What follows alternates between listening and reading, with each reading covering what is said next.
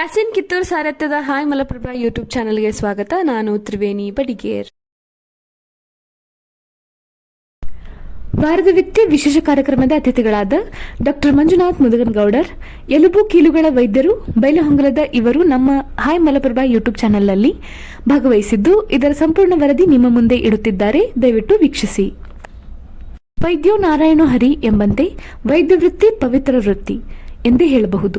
ರೋಗಿಗಳ ಪಾಲಿಗೆ ವೈದ್ಯ ದೇವರ ರೂಪದಲ್ಲಿರುವ ದೇವತಾ ಮನುಷ್ಯನೂ ಹೌದು. ಈ ನಿಟ್ಟಿನಲ್ಲಿ ಡಾಕ್ಟರ್ ಮಂಜುನಾಥ್ ಮುದಗನಗೌಡರ್ ಒಬ್ಬ ಆದರ್ಶ ಡಾಕ್ಟರ್ ಆಗಿ ಬೈಲಹೊಂಗಲ ನಗರದಲ್ಲಿ ಮಲಪ್ರಭಾ ಮಲ್ಟಿ ಸ್ಪೆಷಾಲಿಟಿ ಹಾಸ್ಪಿಟಲ್ನಲ್ಲಿ ಎಲುಬು ಕೀಲುಗಳ ತಜ್ಞರಾಗಿ ಸೇವೆ ಸಲ್ಲಿಸುತ್ತಿದ್ದಾರೆ. ಮೂಲತಃ ಬೈಲವಾಡ ಗ್ರಾಮದವರಾದ ಡಾಕ್ಟರ್ ಮುದಗನಗೌಡರ್ ಕೃಷಿ ಮನೆತನದಿಂದ ಬಂದವರಾಗಿದ್ದು, ಇವರಲ್ಲಿ ಬಂದ ರೋಗಿಗಳ ಬಗ್ಗೆ ಅನ್ಯೋನ್ಯತೆಯಿಂದ ಪ್ರೀತಿಯಿಂದ ಉಪಚರಿಸಿ ಕಳಿಸುತ್ತಾರೆ. ಇದರ ಜೊತೆ ಶುಲ್ಕಗಳ ಬಗ್ಗೆ ನಿರ್ದಿಷ್ಟತೆ ಯಾವತ್ತೂ ಮಾಡದೆ ಬಡವರ ಪಾಲಿಗೆ ಬಡವರ ಬಂಧು ಆಗಿದ್ದಾರೆ ಎಂದು ಹೇಳಲಿಕ್ಕೆ ಅತಿಶಯೋಕ್ತಿ ಎನಿಸುವುದಿಲ್ಲ. ಇದರ ಜೊತೆಗೆ ಸಮಾಜಮುಖಿಯಾದ ಕೆಲಸ ಮಾಡುತ್ತಿದ್ದು, ಬರುವ ಶ್ರೀ ಇಂಚಲ ಶಿವಯೋಗಿ ಶ್ರೀಗಳ ಜಾತ್ರೆಯಲ್ಲಿ ಫ್ರೀ ಕ್ಯಾಂಪ್ ಮಾಡುವ ಆಸೆ ಇಟ್ಟುಕೊಂಡಿದ್ದು, ಮಲಪ್ರಭಾ ಮಲ್ಟಿ ಸ್ಪೆಷಾಲಿಟಿ ದವಾಖಾನೆಯಲ್ಲಿ ಒಂದೇ ಸೂರಿನಡಿಯಲ್ಲಿ ಹಲವು ರೋಗಿಗಳ ತಜ್ಞರಾಗಿ doctor Mahanta Shetty, doctor Jakanur, doctor Dodawad, doctor Angadi ಅಲ್ಲದೆ ಮಹಿಳಾ ವೈದ್ಯರು ಸಹಗೂಡಿ ಭಾಗವಹಿಸುತ್ತಿದ್ದಾರೆಂದು ತಿಳಿಸಿದರು. ಎಲ್ಲರಿಗೂ ನಮಸ್ಕಾರ. ನನ್ನ ಹೆಸರು ನಿಮಗೆ ಗೊತ್ತಿರೋ ಹಾಗೆ ಡಾಕ್ಟರ್ ಮಂಜುನಾಥ್ ಶಿವನಗೌಡ ಮುದಕನಗೌಡ. ನಮ್ಮ ತಂದೆ ಬಂದು ಶಿವನಗೌಡ ವೀರಪ್ಪ ಮುದಕನಗೌಡ ಸಾಕಿನ್. ನಾವಿಲ್ಲೇ ಬೈಲಹೊಂಗಲ ತಾಲೂಕು ಬೈಲವಾಡದವರು. ಮೂಲತಃ ನಮ್ಮದು ಒಂದು ಕೃಷಿ ಒಂದು 30 ವರ್ಷಗಳಿಂದ ಬೈಲಹೊಂಗಲು, ದೊಡವಾಡ, MK ಹುಬ್ಳಿ ಇಲ್ಲಿ ಕೆಲಸ ಮಾಡಿದವರು. ಬಟ್ ನಮ್ಮ ತಂದೆ ಅಣ್ಣಂದಿರು ತಮ್ಮಂದಿರು ಬಂದುಬಿಟ್ಟು ಎಲ್ಲ ಒಂದು ಕೃಷಿ ಮಾಡಿದ್ದಾರೆ. ನಮ್ಮ ದೊಡ್ಡಪ್ಪ ಎಲ್ಲ ವ್ಯವಸಾಯ ಮಾಡಿದಂಥವ್ರು. ಸೊ ನನಗೆ ಚಿಕ್ಕಂದಿನಿಂದಲೂ ಈ ಕಷ್ಟಪಟ್ಟು ಕೆಲಸ ಮಾಡೋದು ಏನಂತ ನಾವು ಅಲ್ಲಿಂದನೂ ನಾವು ಬೆಳೆದು ಬಂದವರು. ಅದೇ ನನ್ನ ಬಗ್ಗೆ ಹೇಳಬೇಕಂದ್ರೆ, ನಾನು ನನ್ನ ಮೊದಲನೇ ಕನ್ನಡ ಶಾಲೆಯನ್ನು ನನ್ನ ಗ್ರಾಮ ಬೈಲವಾಡ ಗಂಡು ಮಕ್ಕಳ ಶಾಲೆಯಲ್ಲಿ, ಸರ್ಕಾರಿ ಶಾಲೆಯಲ್ಲಿ 1ನೇ ರಿಂದ 4ನೇ ತರಗತಿ ಮುಗಿಸಿ 5ನೇ ತರಗತಿಗೆ ನಮ್ಮ ತಾಯಿಯ ತವರೂರಾದ ನೇಗಿನಹಾಳ ಗ್ರಾಮ, ನಮ್ಮ ತಾಯಿಯವ್ರದ್ದು ಕಿವಡಸನ್ನವ್ರ ಫ್ಯಾಮಿಲಿ ತಾಯಿದು. ನೇಗಿನಹಾಳ ಗ್ರಾಮದಲ್ಲಿ ಸೈನಿಕ ಶಾಲೆ ತರಬೇತಿಗಾಗಿ ನಾನು 1 ವರ್ಷ ತರಬೇತಿಗೆ ಹೋದೆ.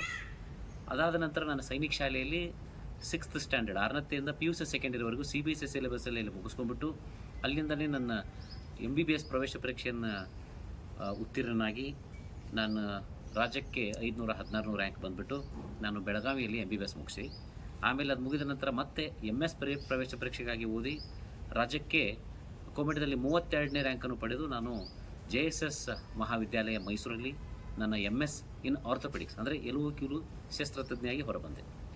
ಇದು ಕನಿಷ್ಠ 2005ರಿಂದ 2008ರಲ್ಲಿ ನನ್ನ ವೈದ್ಯಕೀಯ ಶಿಕ್ಷಣ ಮುಗಿತಾ ಬಂತು. ಸರ್,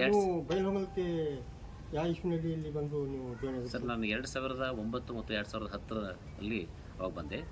2008ರಲ್ಲಿ ಮೈಸೂರು ಮುಗಿದ ತಕ್ಷಣ ನಾನು ಬೆಳಗಾವಿ ಸರ್ಕಾರಿ ಆಸ್ಪತ್ರೆಯಲ್ಲಿ ಸ್ವಲ್ಪ ಬಡ ಜನರನ್ನ ಯಾವ ಥರ ಟ್ರೀಟ್ ಮಾಡಬೇಕು, ಬಡ ಜನರಿಗೆ ಏನು ಸಮಸ್ಯೆ ಇರ್ತಾವೆ ಅನ್ನೋದು ಕಲಿಯೋಕ್ಕೆ ನಾನು ಬೆಳಗಾವಿ ಗೌರ್ಮೆಂಟ್ ಆಸ್ಪತ್ರೆಯಲ್ಲಿ 1 ವರ್ಷ ಕೆಲಸ ಮಾಡಿದೆ.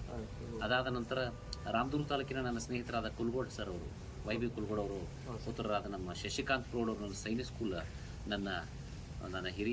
ನನ್ನ ಸೀನಿಯರ್ ಅವರು ಕರೆದಾಗ, ಹಿರಿಯ ವೈದ್ಯರು ಮತ್ತು ನನ್ನ ಸೈನಿಕ ಶಾಲೆಯಲ್ಲಿ ನನ್ನ ಹಿರಿಯರು ಅವ್ರು ಕರೆದಾಗ ನನ್ನ 2 ವರ್ಷ 2008ರಿಂದ 2009ರವರೆಗೂ ನಾನು ರಾಮದುರ್ಗದಲ್ಲಿ ಕೆಲಸ ಮಾಡಿದೆ.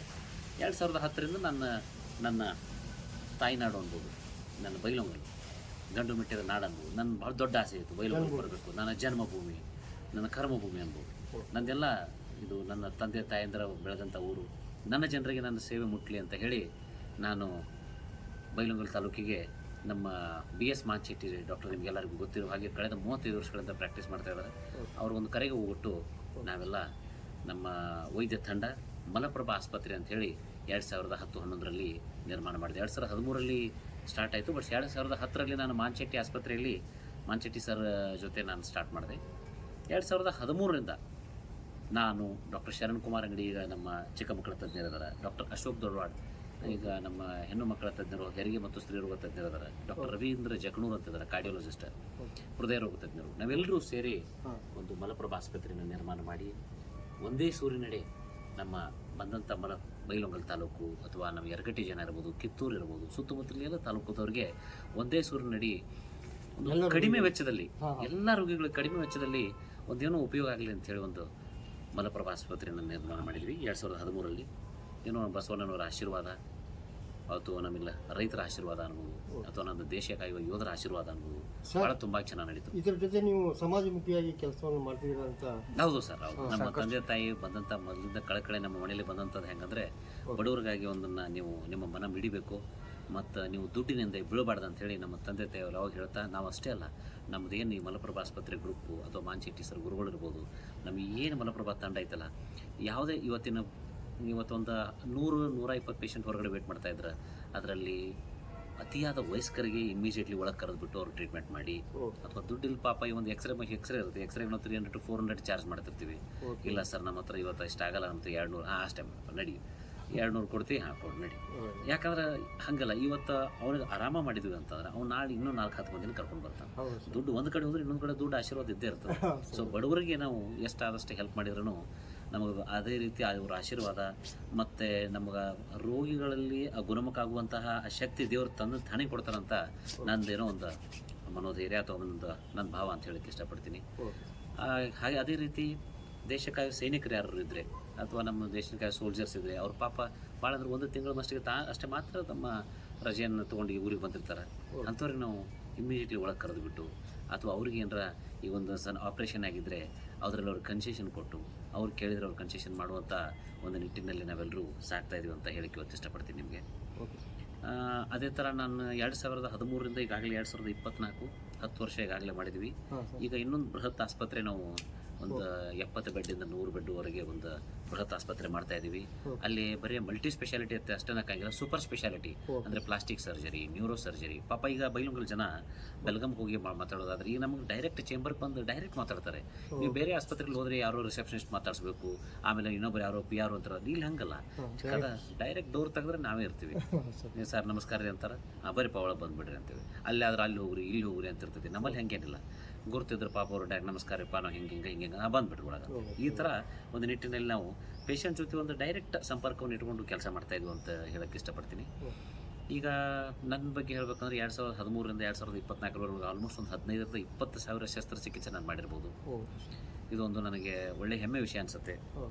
ಎಷ್ಟೋ ಜನ ನಮ್ಮ ಸಂಬಂಧಿಕರಿದ್ದಾರೆ ಇಲ್ಲಿ, ನೇಗ್ನಾಳಿಂದ ಇರ್ಬೋದು, ಬೈಲ್ವಾಡ್ ಇರ್ಬೋದು, ಚೂಟ್ಗುಂಡಿ, ಸಾನಿಕೋ, ಹೊಳಿಹೊಸೂರು, ನೇಗ್ನಾಳ್, ಮತ್ತು ನನ್ನ ಅನ್ನನಾದ ಮಾಂತೇಶ್ ದೊಡ್ಡಗೌಡರು ಕೂಡ ಹಿರಿಯ ಶಾಸಕರಿದ್ದಾಗ ಅವರು ಒಂದು ಮಾತು ಹೇಳ್ತಿದ್ರು ನನಗೆ, ಇಲ್ಲಪ್ಪ ಇದು ಬಡತನದಿರುವಂಥ ಒಂದು ಜನ, ಯಾಕಂದರೆ ಇಲ್ಲಿ ಇಂಡಸ್ಟ್ರೀಸ್ ಇಲ್ಲ, ಅಗ್ರಿಕಲ್ಚರ್ ನೀರಾವರಿ ಜಮೀನಿಲ್ಲ, ನೀನು ಇದನ್ನು ನೋಡ್ಕೊಂಡು ಈ ನಿಟ್ಟಿನಲ್ಲಿ ನೀನು ಕೆಲಸ ಮಾಡಬೇಕು.